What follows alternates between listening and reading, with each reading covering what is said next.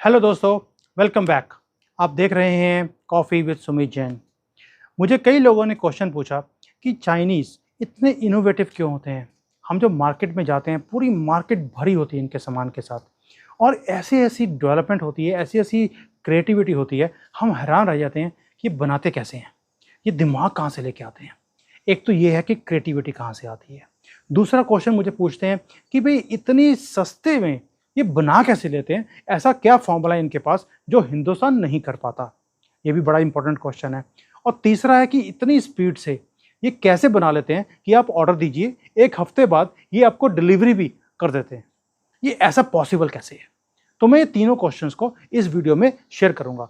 और जो बिजनेस करते हैं उनके लिए बड़ा इंपॉर्टेंट वीडियो है, बिकॉज आपको समझ आएगा कि आप भी अपनी अपनी कंपनीज के अंदर कैसे अपनी प्रोडक्शन को इंक्रीज कर सकते हैं, स्पीड लेके आ सकते हैं, क्रिएटिविटी लेके आ सकते हैं, ताकि आप इनोवेटिव प्रोडक्ट्स बनाएं, ताकि आपको मार्केट में सामान बेचने की दिक्कत ना आए। तो शुरू करते हैं।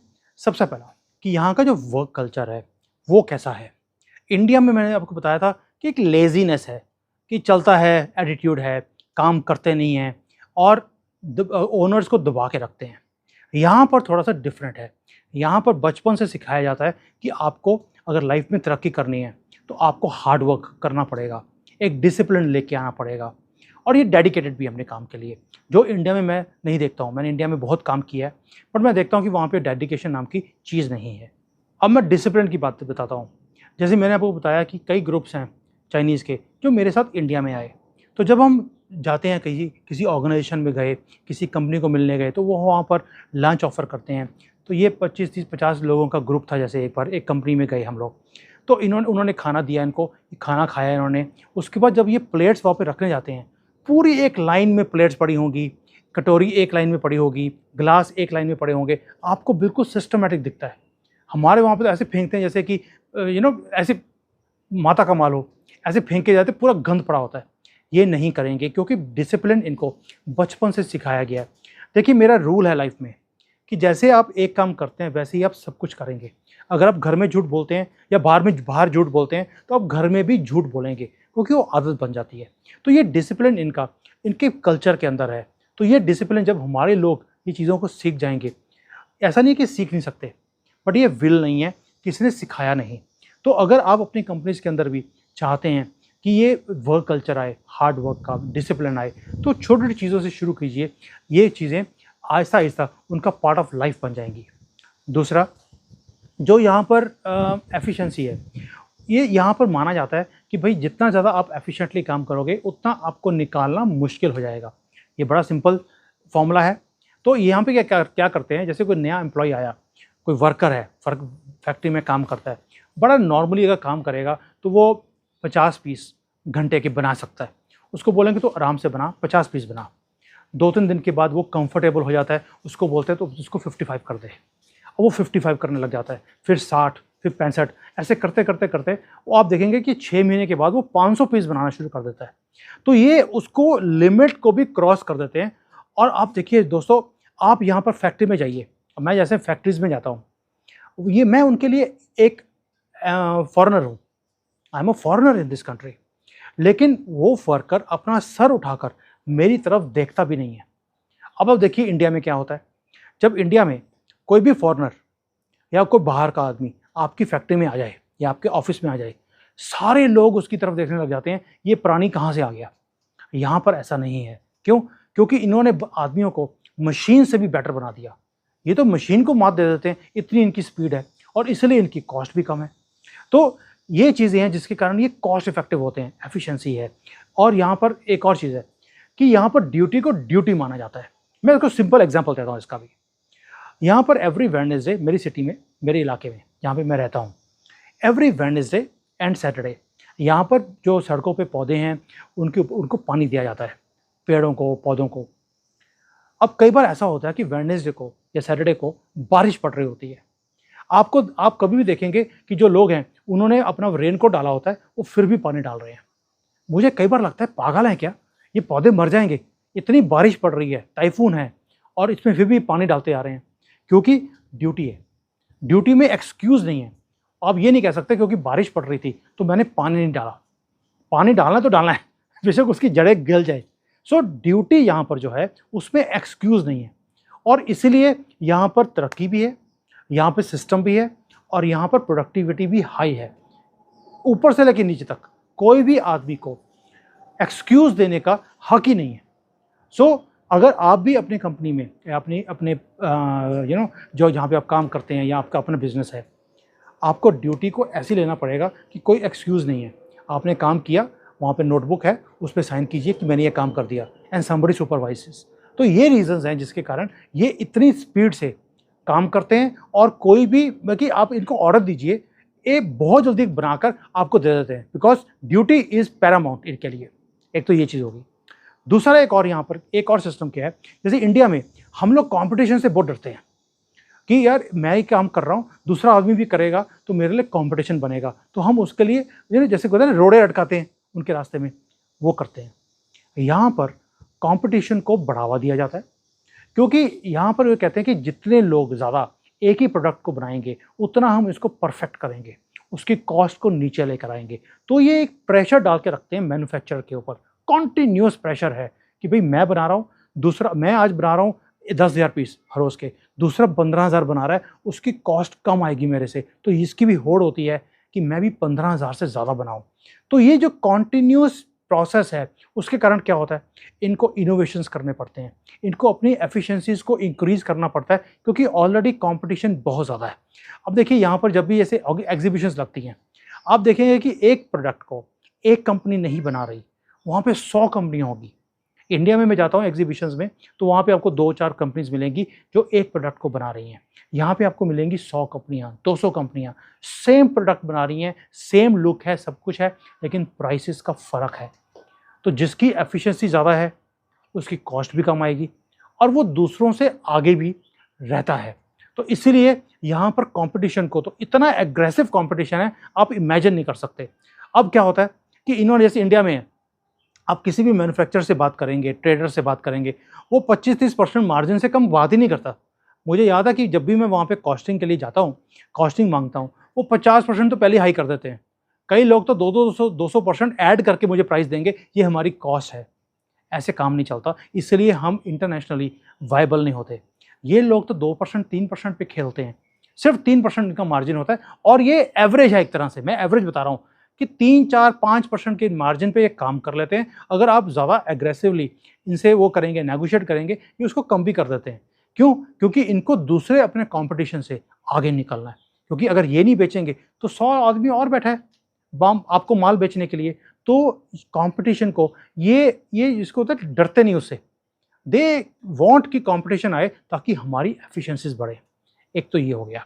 दूसरा है कि इन्होंने अपना जो स्केल है, जो स्केल का मतलब है जिस साइज़ की इन्होंने फैक्ट्रीज लगाई हैं यहाँ पर, वो रिमार्केबल है। उसका मैंने आपको एक वीडियो में बताया भी था कि उसका फ़ायदा भी है और उसका नुकसान भी है। फ़ायदा ये है कि जब फैक्ट्रीज बड़ी होंगी, बहुत बड़े बड़े स्ट्रक्चर्स होंगे, उसके अंदर क्या होता है, आपकी एफिशिएंसीज आनी शुरू हो जाती हैं। लेकिन अगर बड़ा साइज़ है, उसका नुकसान क्या है, क्योंकि आज की डेट में इनके पास ऑर्डर्स नहीं है दुनिया से, दुनिया रिसेशन में है, इनको माल बन रहा है, बिक नहीं रहा इनका, तो उसका स्केल का अब पहली बार 30 साल में इन्हें नुकसान झेलना पड़ रहा है। बट जब आपका स्केल बड़ा होता है तो आप क्या करते हैं, आप एक बड़ी मार्केट की तरफ सोचना शुरू करते हैं कि मैं चाइना में तो मैंने माल बना के बेच दिया, लेकिन मेरे पास कैपेसिटी अभी भी बहुत ज़्यादा है जो स्पेयर पड़ी है। तो क्या करते हैं ये लोग, फिर बाहर की मार्केट्स इन्होंने ढूंढनी शुरू करी। पहले मार्केट चाइना को पकड़ा, फिर इन्होंने आउट ऑफ चाइना माल बनाना शुरू किया, बेचना शुरू किया। उसके कारण क्या हो गया कि इनकी जो प्रोडक्शन की कैपेबिलिटीज़ थी वो और बढ़ गई। पहले तो इंटरनल कंपटीशन था, पहले तो हो गया कि लेबर से इन्होंने प्रोडक्टिविटी इंक्रीज़ करवाई, फिर इन्होंने आपस में कंपटीशन करके अपनी एफिशिएंसीज को इंक्रीज़ किया। उसके बाद क्योंकि प्रोडक्शन की कैपेबिलिटीज़ इतनी ज़्यादा थी, इतनी बड़ी थी कि पूरी दुनिया को ये कैटर कर सकते थे, उसके कारण इनको स्केल का एक एडवांटेज मिला, और इसीलिए जो इनकी कॉस्ट है वो बहुत कम आती है। जितने में हमारा एक पीस बनता है उतने में तो 5-6 पीस बना लेते हैं।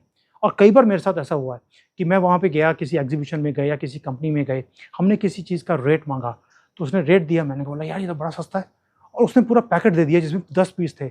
मेरे लिए एक पीस की कॉस्ट भी बहुत, मुझे लग रहा था सस्ती है, उतने में मुझे उसने 10 पीस दे दिए और मैं हक्का बक्का रह गया कि मैं कुछ गलत तो नहीं सोच रहा हूँ, ये डॉलर की बात कर रहे हैं कि इंडियन रुपये की बात कर रहे हैं। तो ये हालत है यहाँ पर, क्योंकि कंपटीशन है और स्केल है। एक और चीज़ कि यहाँ पर जो लेबर की कॉस्ट है, देखिए एक तो है कि लेबर आपको बहुत एफिशिएंट मिलती है, क्योंकि इन्होंने रॉबोट की तरह लोगों को कन्वर्ट कर दिया, रॉबोट की तरह, एक मशीन की तरह। बट यहाँ पर जो लेबर की कॉस्ट है वो भी कंपैरेटिवली बहुत कम है। देखिए, कम्युनिज्म का एक फ़ायदा तो है for companies, not for labour, कि आप किसी भी तरीके के लॉज के साथ अपना काम करा सकते हैं। तो यहाँ पर क्या है कि आपको प्रोडक्टिविटी हाई देनी पड़ती है, लेकिन कॉस्ट इन्होंने बहुत कम रखी हुई है लेबर की।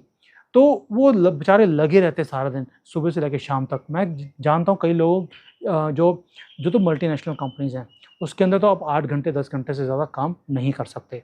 लेकिन जो लोकल कंपनीज़ हैं, वहाँ पे 18-18 घंटे भी काम करते हैं अपनी ज़िंदगी को चलाने के लिए। तो इस लो लेबर कॉस्ट के चक्कर में क्या होता है कि आपकी जो कॉस्ट है वो कम आती है। मैं आपको एक मज़े की बात बताता हूँ अभी। वैसे तो इंडिया में अभी ये चीज़ शुरू नहीं हुई।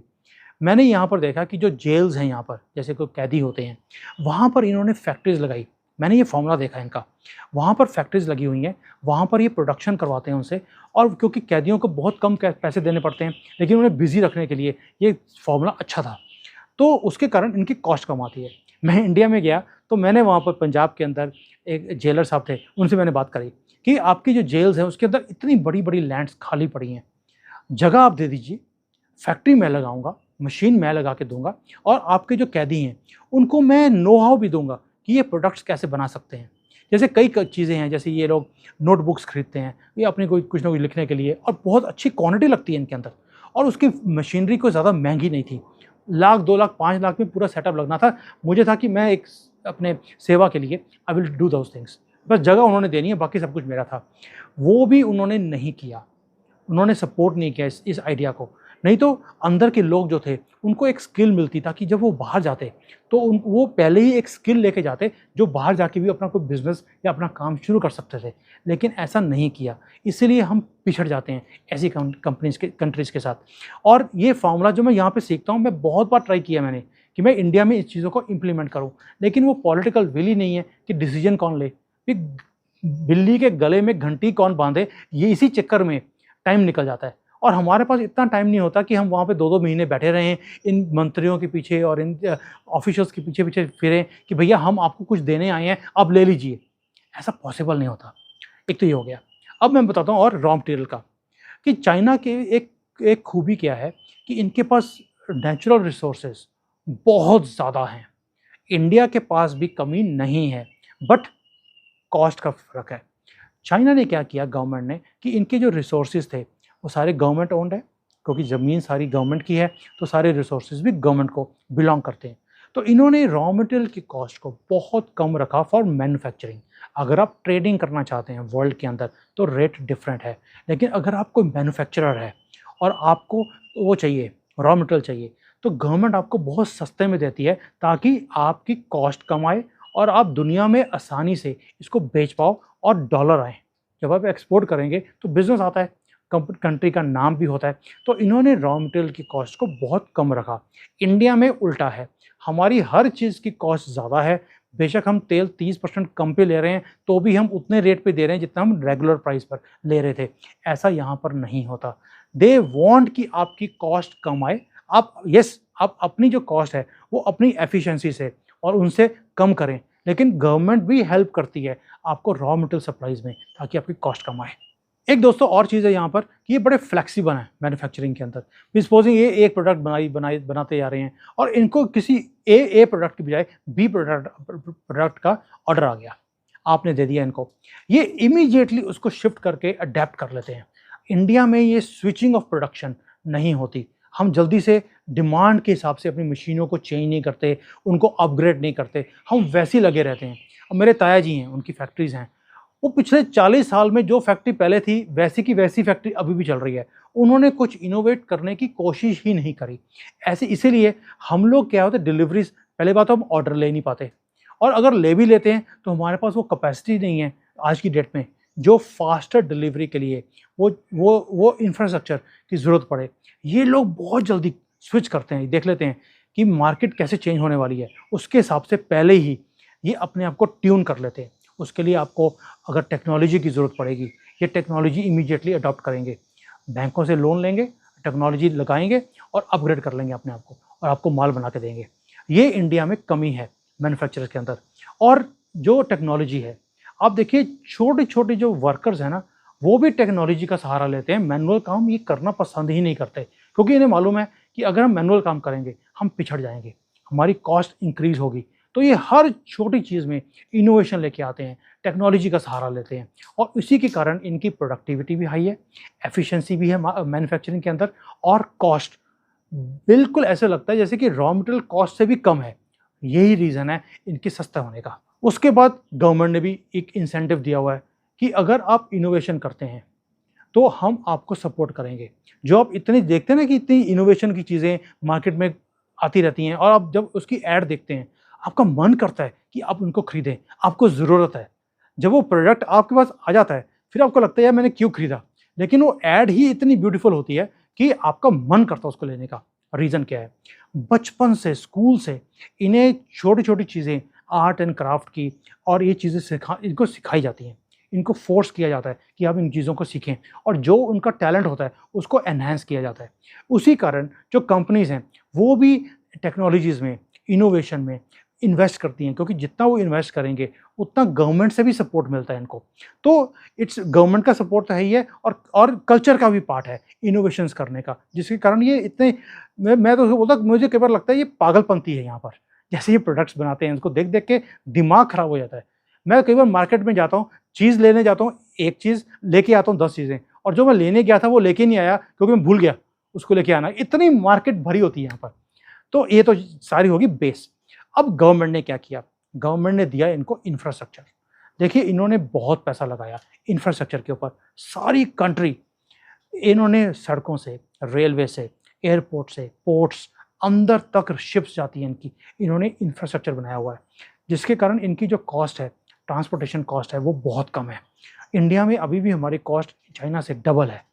ऐसे हम कैसे अब कंपैरेटिव हो सकते हैं वर्ल्ड में? तो वहाँ पर इंफ्रास्ट्रक्चर अभी बनना शुरू हुआ है, बट टाइम लगेगा।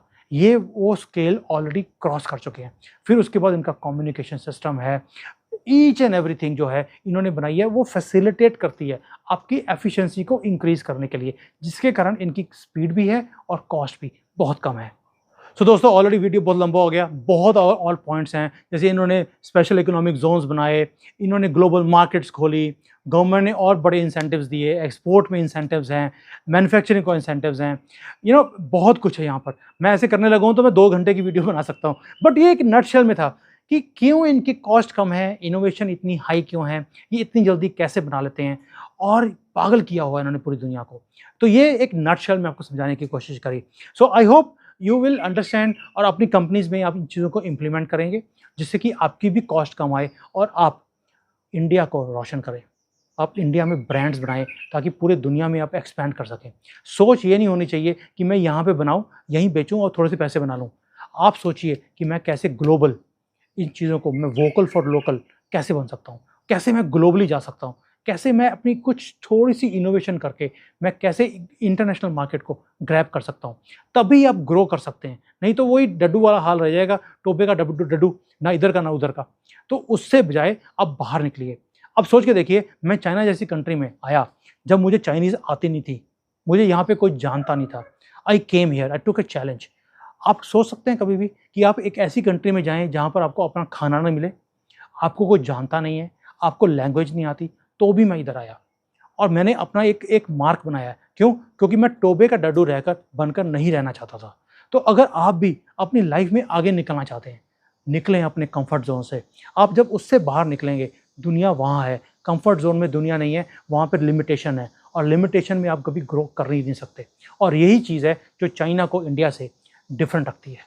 थैंक यू दोस्तों, thanks for watching. Share with people who can benefit from this videos, क्योंकि ये वीडियोज़ मैं अपने लिए नहीं बना रहा हूँ, this is for your benefit. भी आप कैसे इनसे सीख सकते हैं चीज़ों से। कोई पॉइंट ऐसा होगा जो आपको टच करेगा, किसी को तो टच करेगा, और उसी से चेंज आएगी। Hope you like it. Thank you for watching. Next video में फिर मुलाकात होती है।